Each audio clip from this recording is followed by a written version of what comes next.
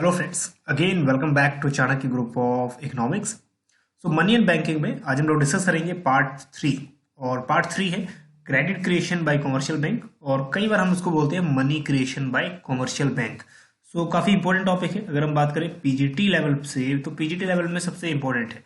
ठीक है, PGT level पे या फिर जो जेआईसी के एग्जाम्स है उनके लिए काफ़ी इंपॉर्टेंट है मनी क्रिएशन। और यूजीसी नेट में भी इसमें से कुछ ना कुछ क्वेश्चन आ सकता है। सो मनी एंड बैंकिंग इस हम लोग डिटेल में करेंगे। सो छोटे छोटे पार्ट्स हम लोग डिवाइड किए हैं।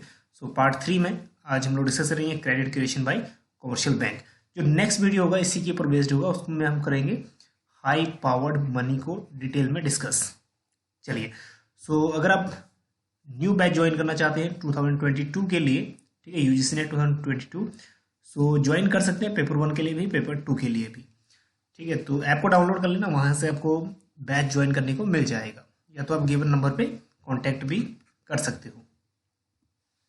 चलिए, सो समझते हैं ये कॉन्सेप्ट। सबसे पहले शुरू में समझते हैं कि व्हाट इज कमर्शियल बैंक। ठीक है, सब सभी जानते हैं कमर्शियल बैंक क्या है। सो दो मेन काम है कमर्शियल बैंक के। एक तो जो हम लोगों का पैसा है ये डिपॉजिट रखता है, और दूसरा इन्हीं पैसों का वो क्या करता है, किसी को लोन दे देता है, एंड किसी को लोन दे देता है। दो फंक्शन मेन है। एक फंक्शन है डिपॉजिट एक्सेप्ट करता है, और ग्रांट लोन्स, ठीक है, लोन देता है। लेकिन लोन वो क्या देता है, प्रॉफिट अर्न करता है, क्योंकि रेट ऑफ इंटरेस्ट चार्ज करता है। ठीक है, for investment with aim of earning profit. चलिए, तो ये तो था इंट्रोडक्शन कमर्शियल बैंक का। अब ये प्रोसेस शुरू होता है credit creation by commercial bank का। सो मेनली जो बैंक काम करते हैं कमर्शियल बैंक, एक्सेप्ट डिपॉजिट को एक्सेप्ट करते हैं, लेकिन जो लोन है उसको एडवांस, मतलब जो ऋण है उसको देते हैं पब्लिक को। अब जो भी ये डिपॉजिट एक्सेप्ट करते हैं वो डिपॉजिट होते हैं दो टाइप के। तो कुछ क्वेश्चन इस तरह से आ सकता है, what is primary deposit, what is secondary deposit. ठीक है, तो दो टाइप का डिपॉजिट होता है, primary deposit and secondary deposit. So क्या है ये हम पढ़ेंगे नेक्स्ट स्लाइड्स में। सो सबसे पहले इसकी करते हैं अजम्पशंस। तो जितना भी क्रेडिट क्रिएशन का जो प्रोसेस है ये डिपेंड करता है दो चीज़ों पे, या फिर दो अजम्पशंस के ऊपर। तो दो एजम्पशंस मेन है। Number one, all banking system is in one unit, या फिर जितना ही बैंकिंग सिस्टम है वो सिर्फ एक ही यूनिट में काम कर रहा है। ठीक है, जितने ही बैंक्स हैं ABCD, ये सब एक ही यूनिट में काम कर रहे हैं। मतलब एक बैंक में क्या ट्रांजेक्शन हो रही है ये बी को पता चल रहा है। ठीक है, तो मतलब एक यूनिट में ये काम कर रही है। दूसरी मेन एजम्पशन है all transactions are made through bank only. जितने भी ट्रांजेक्शन है कैश में बिल्कुल नहीं हो रहा, सिर्फ हो रहा है ऑनलाइन ट्रांजेक्शन। ठीक है, तो कैश में लेन देन नहीं है, सिर्फ लेन देन वो हो रहा है जो बैंक टू बैंक है। ठीक है, बैंक ट्रांजेक्शन ओनली। चलिए, ये दो एजम्पशंस के ऊपर बेस्ड है। अब इन्हीं एजम्पशन के ऊपर हमारा क्रेडिट क्रिएशन, जो क्रेडिट क्रिएशन का प्रोसेस है वो चलेगा। ठीक है, तो क्रेडिट क्रिएशन समझने से पहले समझ लेते हैं कि लीगल रिजर्व रेशो क्या है, जिसको हम बोलते हैं लीगल रिजर्व रिक्वायरमेंट। ठीक है, तो हम लोग अभी तक हमने किया CRR, SLR, ठीक है, ये चीज़ हमने की है। तो इसी को गवर्नमेंट बोलती है लीगल रिजर्व रेशो। ठीक है, लीगल रिजर्व रेशो मतलब CRR भी SLR भी। तो कुछ परसेंटेज क्या करती है बैंक, रिजर्व रखती है। ठीक है, RBI के नॉर्म्स के अकॉर्डिंग। चलिए, ये तो हो गया लीगल रिजर्व रेशो, तो इसको भी समझना जरूरी है। अब समझना है हमने प्राइमरी डिपॉजिट क्या है। प्राइमरी डिपॉजिट क्या है, जो इनिशियल डिपॉजिट है। अब इनिशियल डिपॉजिट, एक बात बहुत इंपॉर्टेंट है यहीं पे, हाई पावर मनी का कॉन्सेप्ट भी यहीं से अराइज होगा। ठीक है, प्राइमरी डिपॉजिट क्या है, जो हमने इनिशियली जो डिपॉजिट किया है। मान लो बैंक में गए और आपने 1000 रुपीज जमा किया बैंक में, तो ये 1000 रुपीज जो है इनिशियल डिपॉजिट है। और इसी को ही मनी बेस भी बोलते हैं, मनी बेस। अब ये मनी क्रिएट होते होते 1000, 2000, 3000, 5000, 10,000 तक क्रिएट हो जाएगा, डिपेंड ऑन मनी मल्टीप्लायर। ठीक, कितने मल्टीपल इंक्रीज होता है। लेकिन जो मनी बेस है, जो रियल मनी है, वो कितना है, 1000 रुपीज ही है। तो प्राइमरी डिपॉजिट 1000 रुपीज, मतलब ऐसा डिपॉजिट जो इनिशियल डिपॉजिट है। नेक्स्ट है सेकेंडरी डिपॉजिट। अब जो भी रिक्वायर्ड रिजर्व है या फिर रिजर्व रखना है बैंक ने, वो बैंक रखेगा अपने पास रिजर्व, बाकी क्या कर देगा, उतने दूसरी करेंसी मतलब जो बचेगा उसको लोन में दे देगा, उसको हम बोलते हैं सेकेंडरी डिपॉजिट। ठीक है, तो मान लें 10% यहाँ पे रिक्वायर्ड रिजर्व है, तो 10% पैसा रखेगा 10 दैट इज 1000 का, तो मतलब 100 रुपीज रिजर्व रखेगा, और 900 रुपीज जो है इसको हम बोलेंगे सेकेंडरी डिपॉजिट। अब इसका वो किसी को लोन दे सकता है। So the deposit are created by the way of loans. तीसरी बात जो इंपॉर्टेंट है वो है डिमांड डिपॉजिट, जिसको हम बोलते हैं टोटल डिपॉजिट भी। तो डिमांड डिपॉजिट क्या है? जो हमारा पैसा है हम लोग कभी भी निकाल सकते हैं थ्रू डिमांड, मतलब चेक के थ्रू या ड्राफ्ट के थ्रू कभी भी निकाल सकते हैं उसको। सो डिमांड डिपॉजिट का फॉर्मूला भी याद कर लेना, इंपॉर्टेंट है। ठीक है, प्राइमरी डिपॉजिट और सेकेंडरी डिपॉजिट को जोड़ के हमारे पास बनता है डिमांड डिपॉजिट, इसको हम बोलते हैं टोटल डिपॉजिट कई बार। चलिए, जो नेक्स्ट इंपॉर्टेंट चीज है वो है मनी मल्टीप्लायर। ठीक है, मनी मल्टीप्लायर कॉन्सेप्ट अभी तक हम लोगों ने पढ़ा था इन्वेस्टमेंट मल्टीप्लायर, तो उतना ही ज्यादा रिलेवेंसी है मनी मल्टीप्लायर की भी, थोड़ा सा क्वाइट डिफरेंट है। सो मनी मल्टीप्लायर क्या है? It is reciprocal of RR, मतलब रिक्वायर्ड रिजर्व। तो एक रेशो है 1/RR, और 1 क्या रिप्रेजेंट कर रहा है? Total money. ठीक है, डिवाइड कर देना है RR रिक्वायर्ड रिजर्व से। चलिए अभी करते हैं। सो मनी मल्टीप्लायर और deposit multiplier measures the amount of money that bank are able to create in the form of deposit with every unit of money keep as reserve, मतलब money का कितना percent वो reserve रख रहा है। ठीक है, टोटल मनी का कितना परसेंट वो रिजर्व रख रहा है ये। ठीक है, इसको हम बोलते हैं money multiplier.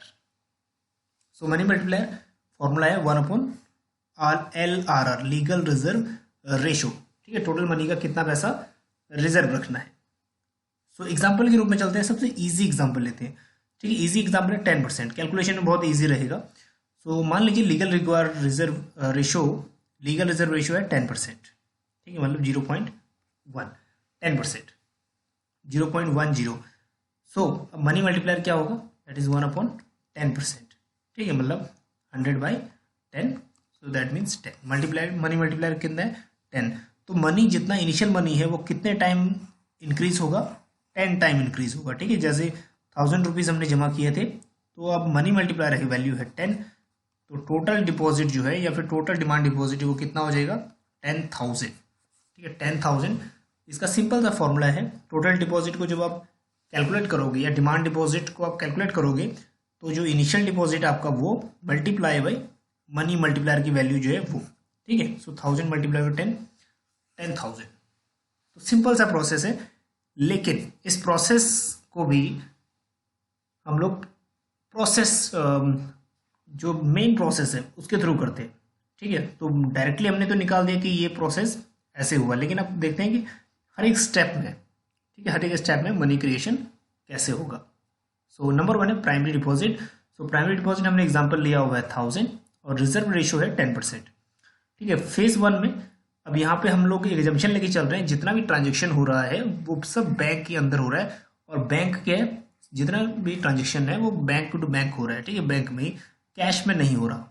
So initial deposit एक कंज्यूमर है, उसने 1000 रुपीज़ जमा किया अपने अकाउंट में। तो 1000 रुपीज़ जमा किया, तो बैंक क्या करेगा? क्योंकि रिजर्व रेशो कितना है? 10%, 10% अपने पास रखेगा, मतलब 100 रुपीज़, और 900 रुपीज़ तक का क्या करेगा? वो लोन सैंक्शन कर देगा। ठीक है, लोन दे देगा किसी और पर्सन को, लेकिन वो लोन कैश में नहीं देगा।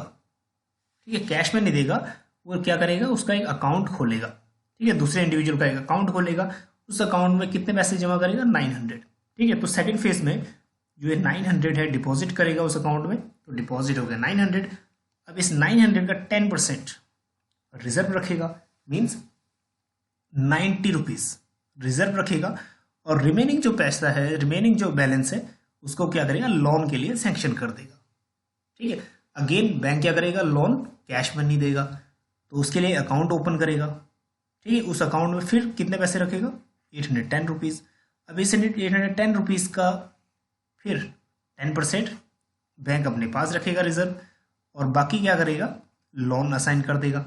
ठीक, तो ये प्रोसेस जो है सेम, ये प्रोसेस चलता रहेगा। ठीक है, ये प्रोसेस चलता रहेगा। और अब ये प्रोसेस खत्म कहाँ पे होगा, ये बात इंपॉर्टेंट है, क्योंकि ये एमसीक्यूज में बहुत बार पूछा जाता है, चाहे पीजीटी एग्जाम से या फिर चाहे जीआईसी के एग्जाम से इंटर कॉलेजेस में, तो वहाँ पे ये क्वेश्चंस पूछे जाते हैं। तो मनी क्रिएशन एंड कहाँ पे होगा? जहाँ पे एक्सेस रिजर्व, ठीक है, एक्सेस रिजर्व 0 हो जाएगा। अब एक्सेस रिजर्व क्या होता है? जो एक्सेस रिजर्व का फॉर्मूला है that is actual reserve. Actual reserve क्या था अपना? 1000 माइनस टोटल रिक्वायर्ड रिजर्व, मतलब जो टोटल रिजर्व है, टोटल रिजर्व भी 1000 होना चाहिए। तो इनका जो डिफरेंस है वो जीरो होना चाहिए। तो जब एक्सेस रिजर्व जीरो होगा, जहां पे एक्सेस रिजर्व जीरो होगा तब ये प्रोसेस एंड हो जाएगा। ठीक है। सो कहने के बात ये है कि जैसे ही यहाँ पे रिजर्व, टोटल रिजर्व 1000 होगा और इनिशियल अमाउंट भी 1000 है, ठीक है, तब ये मनी क्रिएशन का जो प्रोसेस है वहाँ पे ख़त्म हो जाएगा। तो बहुत इंपॉर्टेंट है कि मनी मल्टीप्लायर का कॉन्सेप्ट जो है ख़त्म या फिर एंड कब होता है। ठीक है, जब एक्सेस रिजर्व कितना रह जाता है, जीरो रह जाता है। ठीक, तो ये प्रोसेस एज इट इज चलता रहेगा। लेकिन अभी एक कॉन्सेप्ट और है हाई पावर्ड मनी का। ठीक, अब इसमें से हाई पावर्ड मनी कौन सी है? हाई पावर्ड मनी क्या होती है? Money base.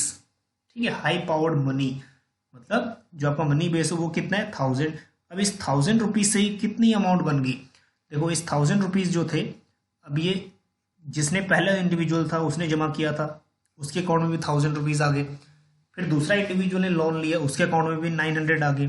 फिर तीसरे के अकाउंट में 810 आ गए। तो टोटल मिला के यही 1000 रुपीज कितने बन गए? 10,000 रुपीज बन गए।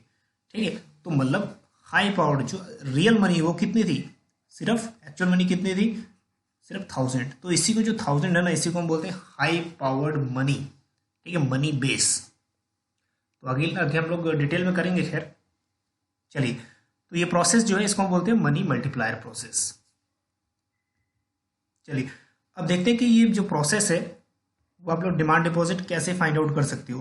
ठीक है, आपको 1 to 1 सब प्रोसेस सॉल्व आउट करने की जरूरत नहीं है। सिंपली क्या करना है? Demand deposit. ठीक है, डिमांड डिपॉजिट क्या होता है? जो प्राइमरी डिपॉजिट है, इनिशियल डिपॉजिट है, मल्टीप्लाई कर देना है मनी मल्टीप्लायर के साथ। ठीक है, वैल्यू के साथ, तो आपका आंसर आ जाएगा। जैसे इनिशियल डिपॉजिट यहाँ कितना था? 1000 और मनी मल्टीप्लायर था 10। ठीक है, तो टोटल डिमांड डिपॉजिट 10,000, आंसर आपका आ जाएगा। अब इस 10,000 का 10% क्या करना है? रिजर्व रख देना है। मीन्स 1000 रिजर्व आ गया और 1000 हटा देंगे तो रिमेनिंग जो अमाउंट बचेगा उसको क्या करेंगे? लोन के लिए सैंक्शन कर दी, मीन्स 9,000। सो अब इन तीनों ही प्रोसेस में, ठीक है, इन तीनों ही प्रोसेस में डिमांड डिपॉजिट 10,000 और जो प्राइमरी डिपॉजिट है, प्राइमरी डिपॉजिट 1000 और जो लोन के लिए सेकेंडरी डिपॉजिट है वो है आपका 9,000। चलिए, तो एक्सप्लेनेशन करने की जरूरत नहीं है क्योंकि वो प्रोसेस समझ आ जाएगा। ठीक है, तो डिमांड डिपॉजिट दो वे से हम लोग डिस्कस कर सकते हैं या फिर डिफाइन कर सकते हैं या सॉल्व कर सकते हैं। Primary deposit plus secondary deposit, क्योंकि प्राइमरी डिपॉजिट कितना है यहाँ पे? 1000 और सेकेंडरी कितना है? 9,000। तो टोटल कितना हो गया? 10,000। उसके बाद दूसरा फॉर्मूला है that is 1/RR multiply by PD। ठीक है, प्राइमरी डिपॉजिट मतलब money multiplier multiply by primary deposit. ठीक है, तो दो फार्मूला से हम लोग सॉल्व आउट कर सकते हैं मनी क्रिएशन फॉर्मूला। और एक्सेस रिजर्व क्या होना चाहिए वहां पे? 0। तो वहां पे प्रोसेस क्या खत्म हो जाएगा। चलिए, कुछ क्वेश्चन से इसको सॉल्व आउट करते हैं। तो क्वेश्चन को सॉल्व आउट करने की कोशिश करिए और इसको कमेंट में पोस्ट कर देना। ठीक है, कि आंसर इसका क्या निकलता है। बहुत ईजी है, अगर नहीं समझ आया तो एक बार वीडियो को देखना, फिर समझ आ जाएगा easily. So what are the total deposit if LRR is 25%। ठीक है, टोटल डिपॉजिट मतलब डिमांड डिपॉजिट कितना हुआ? तो इनिशियल डिपॉजिट कितना है? 1 लाख। तो initial deposit multiply by money multiply करना है, बहुत ईजी है। चलिए, उसके बाद next question, which of the following equation is true? कौन सी इक्वेशन इसमें से ट्रू है वो करना। ये भी इजी है, एक बार मेथड को, चारों ऑप्शन को देखना अच्छे से तो क्वेश्चन समझ आ जाएगा। ठीक है, ये भी होमवर्क एक बार देखना। तीसरा क्वेश्चन है, third one, if the deposit are 500 and LRR 10% then money multiplier will be. ठीक है, लीगल रिजर्व रेशियो कितना है? 10% है और मनी मल्टीप्लायर की वैल्यू कितना होगा? ठीक है, ये बताना है। और ये 500 जो है ये सिर्फ कंफ्यूजिंग एलिमेंट है। ठीक, कंफ्यूजन के लिए डाला हुआ है। तो मनी मल्टीप्लायर तो वैसे ही निकल आएगा, तो क्या होगा ये भी कमेंट करना। ठीक है, 3 क्वेश्चन है होमवर्क के लिए।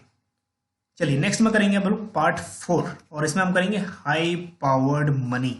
ठीक है, हाई पावर्ड मनी, इसको थोड़ा डिटेल में हम लोग डिस्कस करेंगे। सो तब तक के लिए आप बने रहिए चाणक्य ग्रुप ऑफ इकोनॉमिक्स के साथ। मिलते हैं आपको नेक्स्ट वीडियो में।